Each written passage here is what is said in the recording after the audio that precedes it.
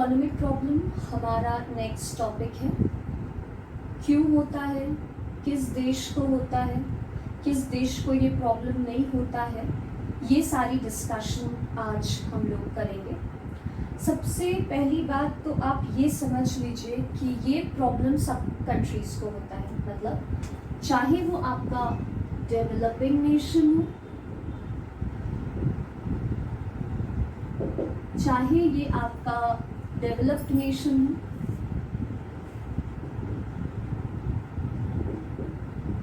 या फिर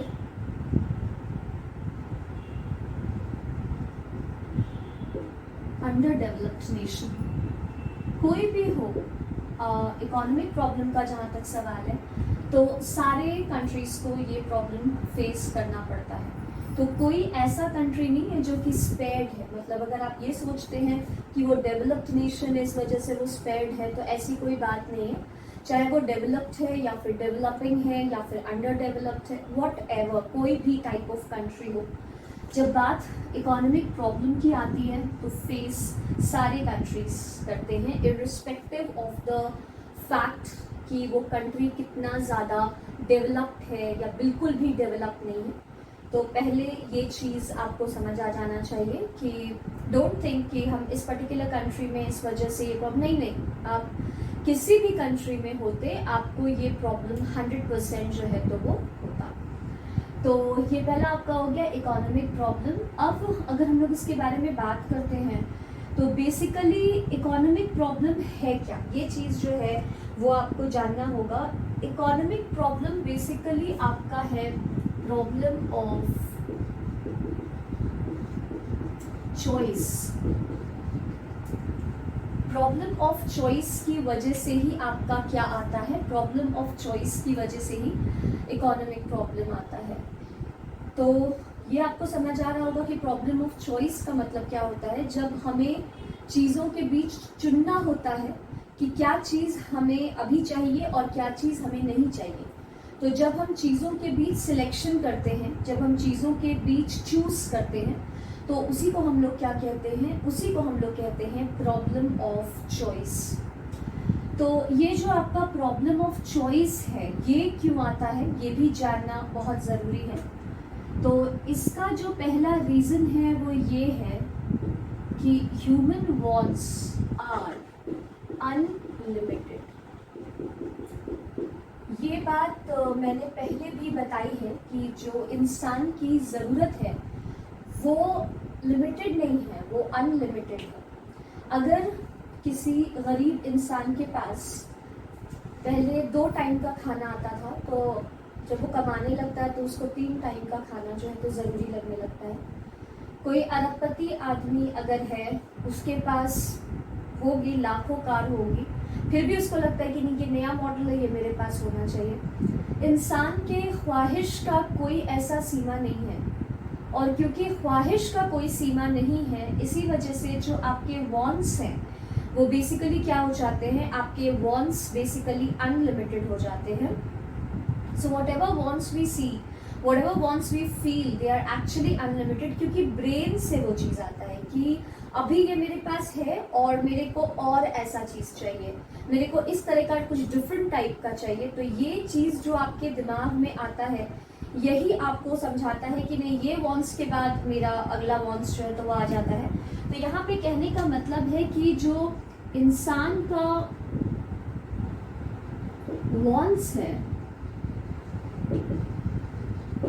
उसका कोई सीमा नहीं। जब एक वॉन्ट्स सैटिस्फाई हो जाता है तो दूसरा वॉन्ट्स फिर से आ जाता है। एक वॉन्ट्स के सेटिस्फैक्शन के बाद ही दूसरा वॉन्ट्स आता है, जो मैंने आपको टी शर्ट के एग्जाम्पल से समझाया था पहले क्लासेस में कि आप गए मार्केट में, आपको कोई टी शर्ट पसंद आया, आप नहीं ले पाए, फिर भी आपके पेरेंट्स ने आपको पैसा दिया, फिर आपने वो टी शर्ट खरीदा, पहना, सब लोगों ने तारीफ करी, तो बस अब ये ऑरेंज टी शर्ट का तारीफ हो गया, दैट्स इट। अब आपको वाइट टी शर्ट जो है तो वो पसंद आएगा। तो ऐसा नहीं होता है कि एक टी शर्ट में हम लोग अपनी पूरी जिंदगी काट देंगे, इस चीज़ का ऐसा कोई पॉसिबिलिटी जो है तो वो नहीं होता है। तो इसीलिए कह रहा है कि इंसान का जो वॉन्ट्स है वो बिल्कुल आपका क्या है, अनलिमिटेड है।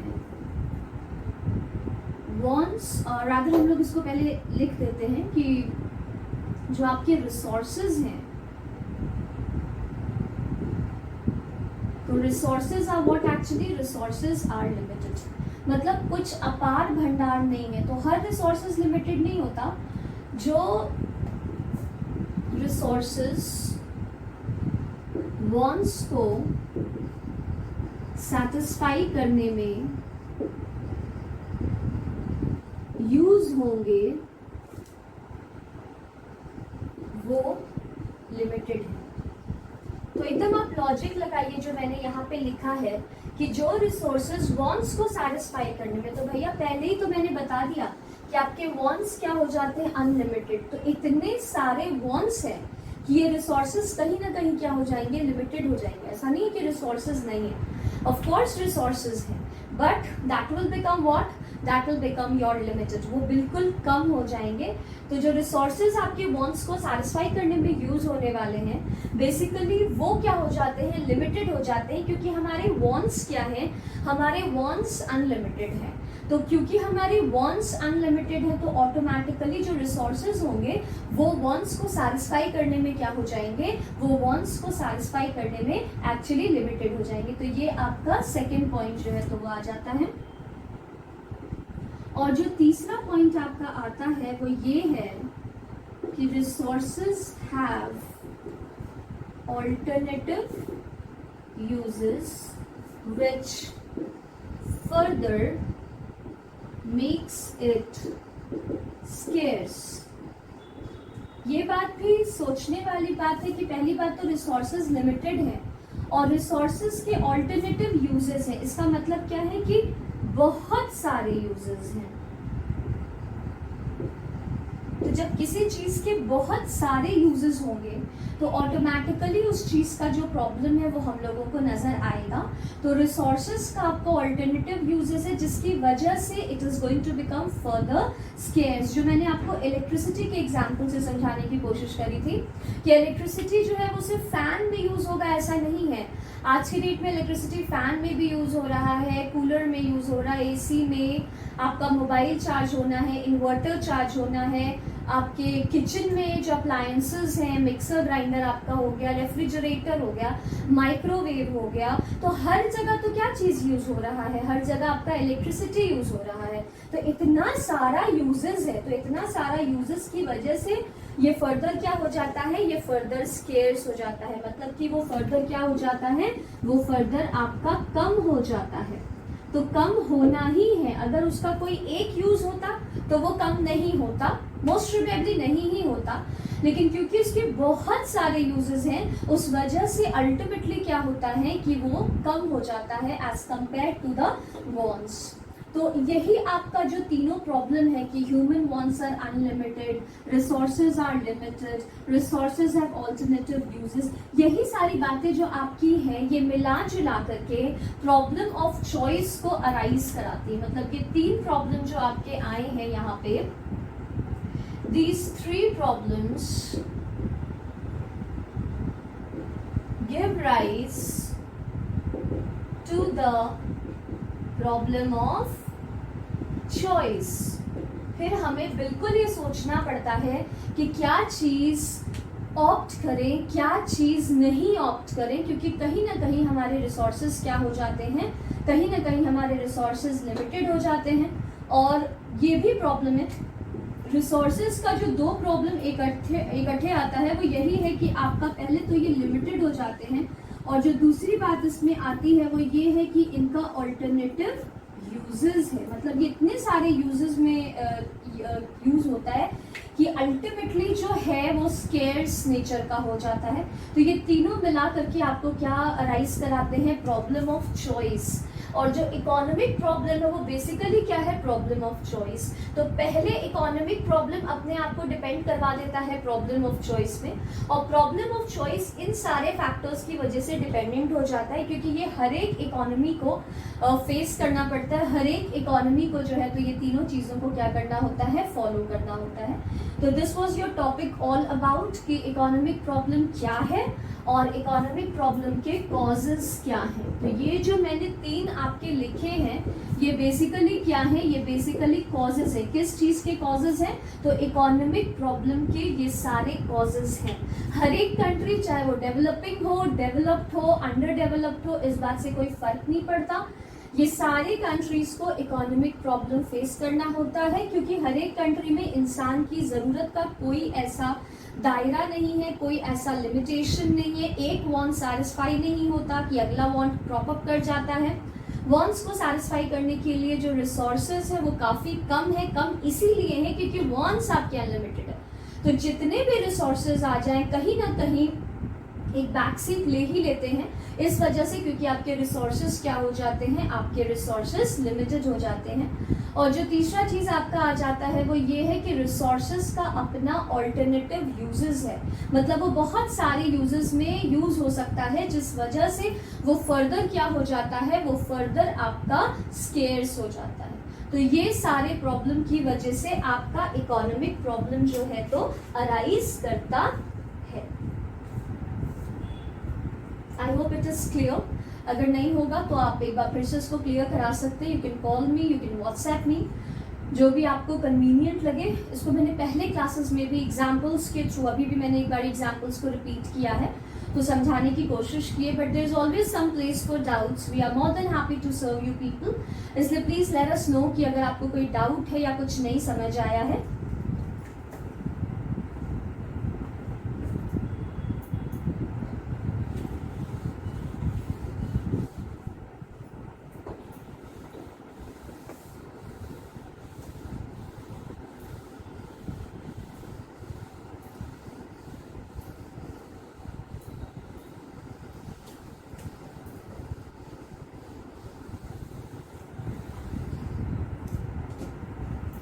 नेक्स्ट टॉपिक जो हम लोग स्टार्ट करेंगे that is going to be what, that is going to be your central problems. एक हमने पढ़ लिया इकोनॉमिक प्रॉब्लम। प्लीज स्टूडेंट्स आप बहुत ध्यान दें, कंफ्यूज ना हो। इकोनॉमिक प्रॉब्लम में 3 ही पॉइंट थे। That was your human wants are unlimited, resources are limited and resources have alternative uses. ये हमारे इकोनॉमिक प्रॉब्लम में प्रॉब्लम थे। यहाँ पे भी आपको 3 ही प्रॉब्लम्स जो है तो हम लोगों को मेन अपने सिलेबस के मुताबिक पढ़ना है, ऐसे उसमें एक और ऐड हो जाता है। बट फिलहाल जो सेंट्रल प्रॉब्लम्स है तो ये सबसे पहली बात मैं वही चीज़ को यहाँ पे भी कहूँगी कि चाहे कोई डेवलपिंग कंट्री हो या डेवलप्ड हो या अंडर डेवलप्ड हो, कोई भी ऐसा कंट्री अगर है तो उसको ये सेंट्रल प्रॉब्लम क्या करना पड़ता है, उसको ये सेंट्रल प्रॉब्लम फेस करना पड़ता है। तो फिर से वही बात मैं कहूँगी कि इस बात से कभी फर्क नहीं पड़ना चाहिए कि मैं इस कंट्री में उस वजह से ये प्रॉब्लम है। नहीं नहीं नहीं, any country you can take it up, every country is basically facing the central problems. तो ऐसा कोई कंट्री स्पेशली नहीं ही है जो कि सेंट्रल प्रॉब्लम्स नहीं फेस कर रहा है। सारे कंट्रीज को कॉमनली सेंट्रल प्रॉब्लम जो है तो वो क्या करने हैं, सेंट्रल प्रॉब्लम जो है तो वो आपको फेस करना ही है। सेंट्रल प्रॉब्लम की जब हम बात करते हैं तो इसमें बेसिकली एक मुद्दा है एंड दैट इज योर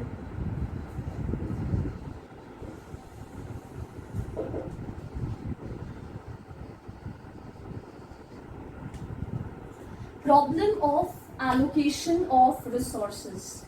किस रिसोर्स को कहाँ पे यूज करना है, कैसे यूज करना है, कितने क्वांटिटी में यूज करना है, किस टेक्निक से यूज करना है। तो ये जो क्वेश्चन है, रिसोर्सेज मैंने आपको दे दिया, जैसे कि सपोज कर लो कि आपको 1 लाख रुपया दे दिया जाता है और बोला जाता है कि अब तुम इसको इस तरह से यूज करो कि ये जो 1 लाख है ये आपको कम से कम 30% कम से कम रिटर्न दे, और अगर आप बहुत अच्छे तरीके से यूज कर पाइएगा तो शायद ये आपको डबल रिटर्न भी दे सकता है।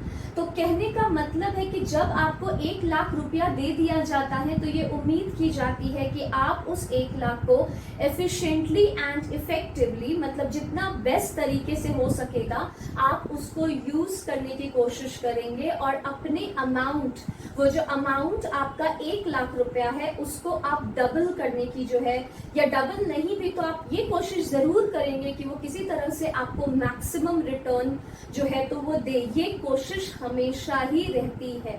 तो यहाँ पे वही है कि रिसोर्सेज हर एक इकोनॉमी को, जैसे इंडिया है तो इंडिया का आपका टेरिटरीज क्लियर है, उन्हीं टेरिटरीज में आपके रिसोर्सेज हैं। टेरिटरीज जब मैं बात करती हूँ तो एयर, वाटर, लैंड, ये सारी चीजें जो है तो आपकी टेरिटरीज में आ जाती हैं। तो यहाँ कहने का मतलब है कि जो आपका रिसोर्सेज है वो आप कैसे, किस तरह, किस लिमिट तक, किस टेक्निक से यूज कैसे करेंगे ये सब, मतलब आप कैसे कोशिश करेंगे कि you are able to get a very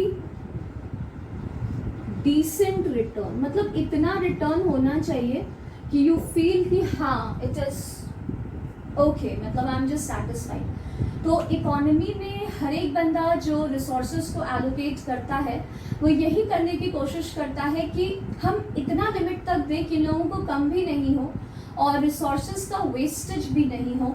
तो बेसिकली हमारा एलोकेशन ऑफ रिसोर्सेज में फोकस रहता है कि एफिशिएंट एंड इफेक्टिव यूज जो है वो आपके रिसोर्सेज के होने चाहिए, मतलब बेस्ट तरीके से। बेसिकली वी वांट कि वेस्टेज ऑफ रिसोर्सेज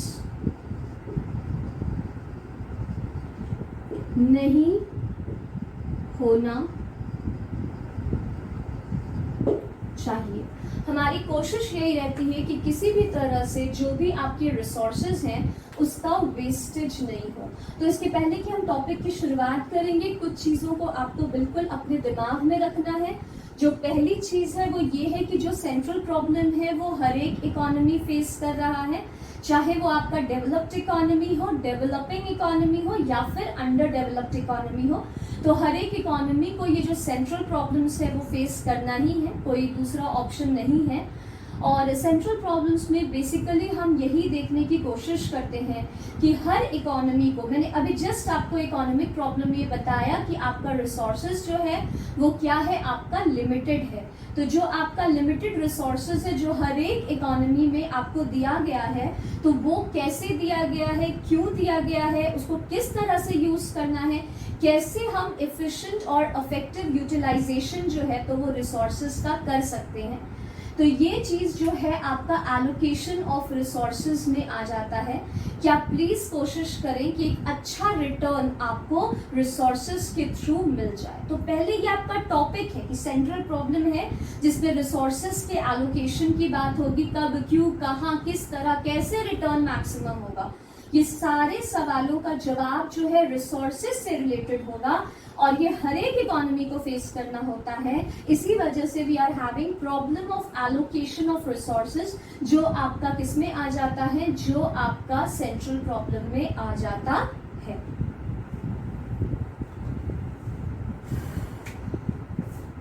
अब सेंट्रल प्रॉब्लम में जो पहला प्रॉब्लम है हम लोग उससे स्टार्ट कर रहे हैं, what to produce and in what quantity। तो इसका मतलब क्या है, इसका मतलब है कि हर इकोनॉमी को ये डिसाइड करना पड़ता है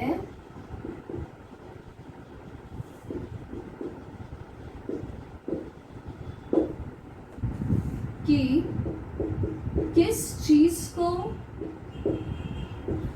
प्रोड्यूस करना है और कितने क्वांटिटी में प्रोड्यूस करना है। ये प्रॉब्लम, ये सेंट्रल प्रॉब्लम रादर बोल लेते हैं, ये सेंट्रल प्रॉब्लम आपको इस चीज पे सोचने के लिए मजबूर कर देता है कि क्या क्या चीज का प्रोडक्शन आपको इकोनॉमी में करना है as per the available resources. जैसा कि मैंने आपको बताया कि सेंट्रल प्रॉब्लम है और सेंट्रल प्रॉब्लम में problem of allocation of resources की ही बात हो रही है। तो यहाँ पे जो जो प्रोडक्ट्स हैं उसको किस तरह से हमें प्रोड्यूस करना है, इन द सेंस कि कितना और कौन सा प्रोड्यूस जो है हम लोगों को प्रोडक्ट करना है, ये डिसाइड होता है आपका what to produce and in what quantity. जैसे कि आपको कंज्यूमर गुड्स प्रोड्यूस करना है क्या, तो कंज्यूमर गुड्स में आप कुछ भी ले लें, व्हीट ले लें, राइस या फिर कुछ भी, bread, anything you wish to take that people actually use, तो आपको ये जो है तो वो प्रोड्यूस करना है, या फिर आपको प्रोड्यूसर गुड्स बोल ले या कैपिटल गुड्स, जैसे कि मशीन वगैरह जो है वो आपको प्रोड्यूस करना है, या फिर आपको प्रोड्यूसर गुड्स में और भी चीजें आएंगी जैसे कि कोई इक्विपमेंट आपको प्रोड्यूस करना है। तो क्या क्वेश्चन मार्क ये कि क्या प्रोड्यूस करना है।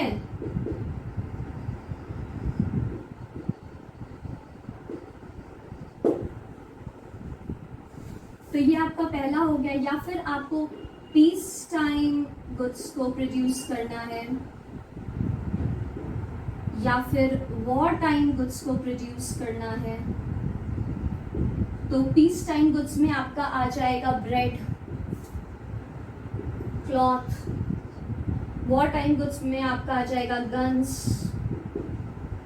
Bullets, tanks. तो जो भी आपने प्रोड्यूस करना है इसके बारे में आप पहले से डिसाइड कर लें कि प्रोड्यूस क्या करना है, और उसके बाद ये भी डिसाइड कर लें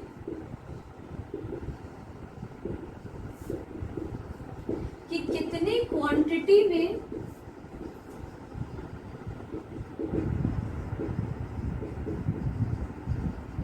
प्रोड्यूस करना है।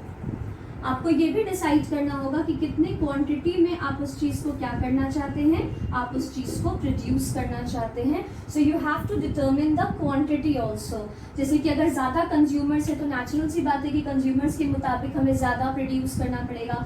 अगर अभी वॉर है तो ऑब्वियसली वॉर के मुताबिक हमें ज्यादा तो देख लें आप उसको कि कितना आपको जो है तो प्रोड्यूस करना है। तो ये आपका पहला आ जाता है what to produce and in what quantity. मतलब हर एक इकोनॉमी को ये डिसाइड करना होता है कि कितने सामान का प्रोडक्शन जो है तो वो करना है, और कौन कौन से सामान का प्रोडक्शन जो है तो वो आपको करना है।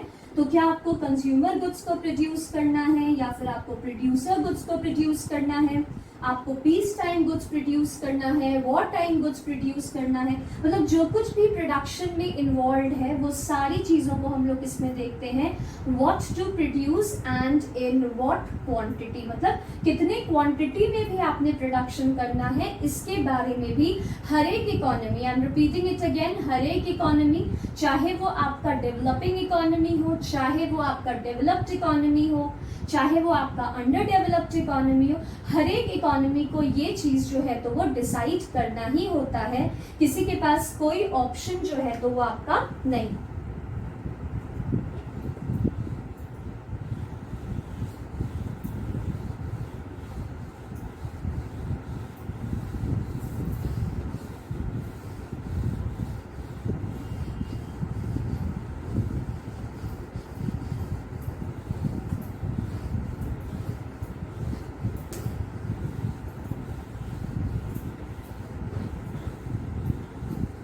तो पहला जो सेंट्रल प्रॉब्लम था वो हम लोगों ने डिस्कस कर लिया, that is what to produce and in what quantity. जो दूसरा आपका सेंट्रल प्रॉब्लम आता है जिसको हमें डिस्कस करना है वो है हाउ टू प्रोड्यूस। मतलब कैसे प्रोडक्शन, मैंने कहा ना कब, क्यों, कहाँ, कैसे, किस तरह। तो यहाँ पे हाउ टू प्रोड्यूस में आपको टेक्निक ऑफ प्रोडक्शन जो होता है, टेक्निक ऑफ प्रोडक्शन, ये चूज करना पड़ता है। जो भी आपका टेक्निक है, टेक्निक मतलब किसी चीज को आप कैसे बना रहे हैं, किसी चीज को आप कैसे प्रोड्यूस कर रहे हैं, तो ये जो टेक्निक ऑफ प्रोडक्शन है उसे आपको क्या करना होता है, चूज करना होता है। तो जब मैंने यहाँ पे तरीका, टेक्निक ऑफ प्रोडक्शन मतलब क्या होता है, तरीका किसी चीज को करने का।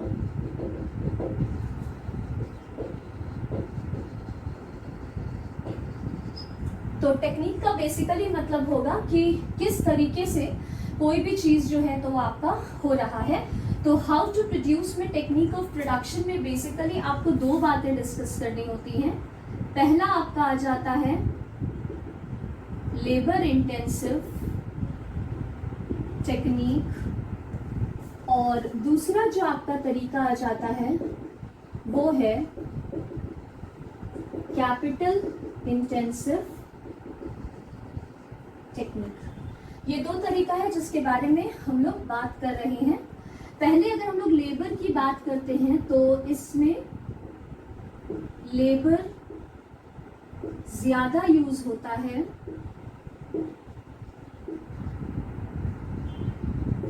और कैपिटल कम यूज होता है।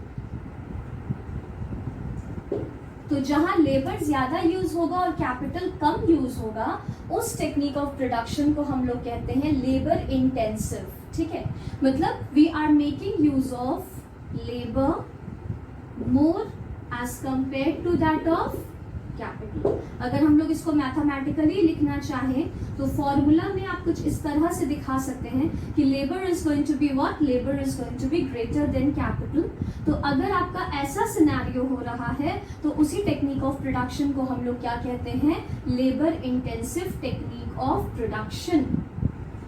तो ये वाला जनरली उसी कंट्री में फोकस्ड रहता है। इसका फोकस्ड जो है ये कौन सी कंट्री में रहता है, डेवलपिंग and underdeveloped। ये डेवलपिंग और अंडर डेवलप्ड कंट्री में ये ज्यादा फोकस्ड रहता है। क्यों? क्योंकि वहां पर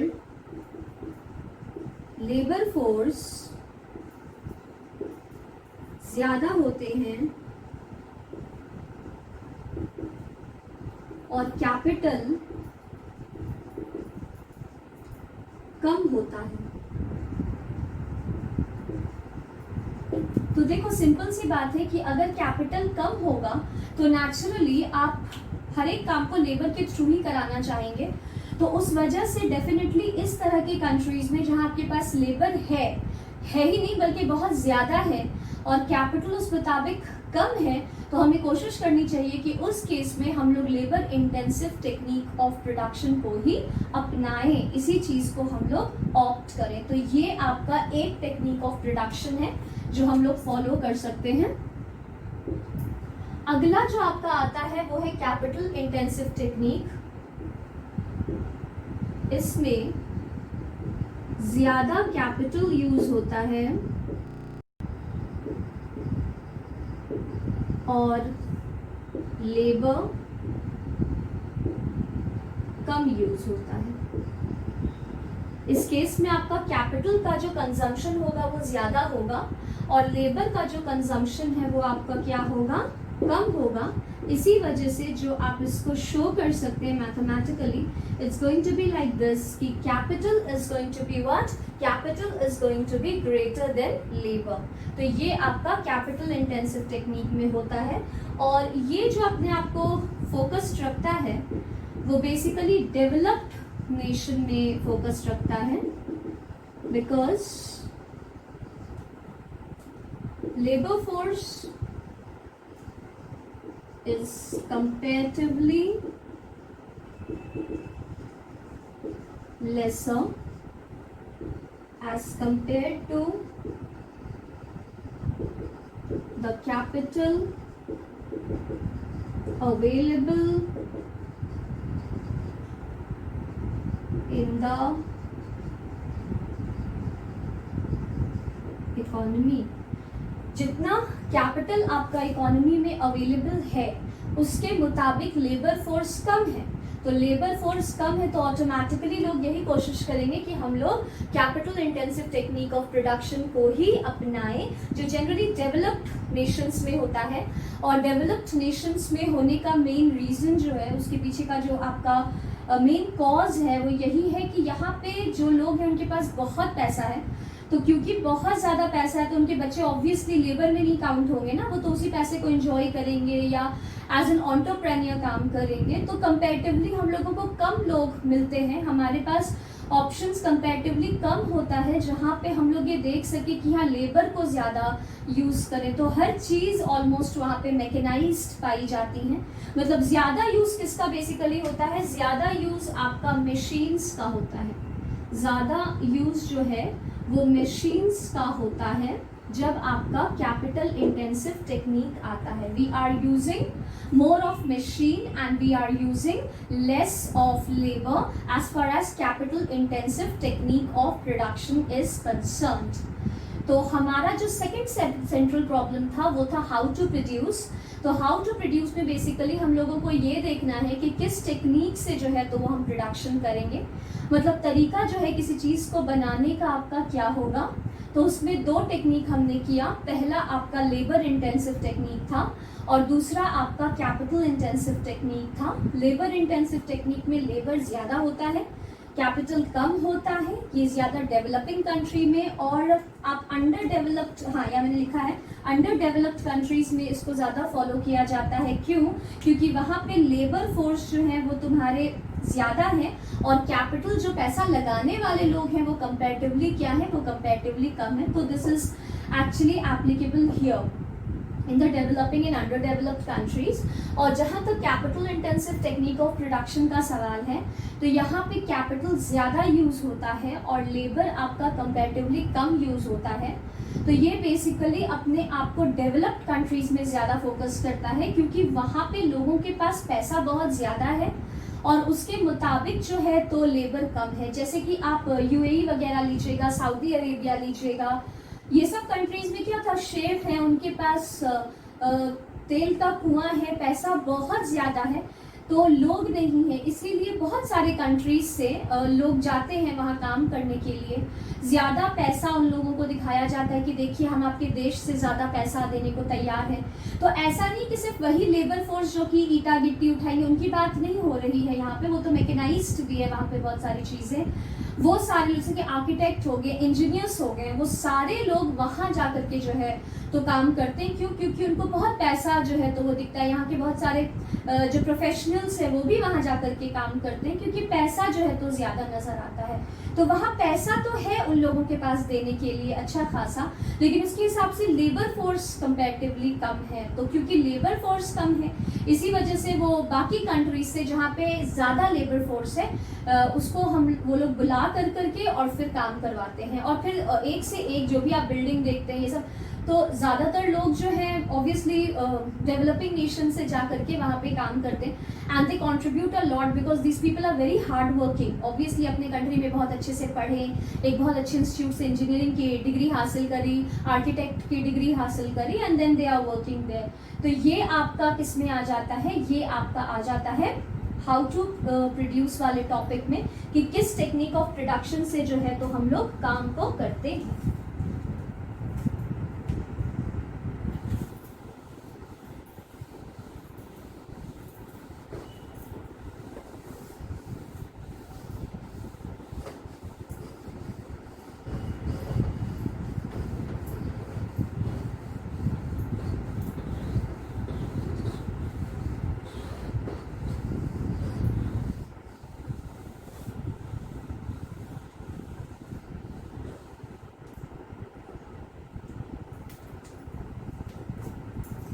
और जो तीसरा टॉपिक आपका आता है that is for whom to produce, मतलब किस प्रोडक्शन इकोनॉमी में हो रहा है।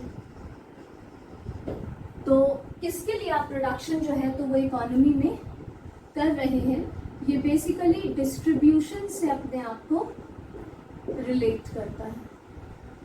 It is related to what? It is related to actually distribution. ठीक है, तो वही आपका हो जाएगा फॉर होम टू प्रोड्यूस में, ये प्रॉब्लम ऑफ डिस्ट्रीब्यूशन से कनेक्टेड है। और इसमें भी आपका दो तरह का डिस्ट्रीब्यूशन जो है तो वो आपको देखना है। एक आपका है पर्सनल डिस्ट्रीब्यूशन और जो दूसरा आपका आ जाता है वो है फंक्शनल डिस्ट्रीब्यूशन।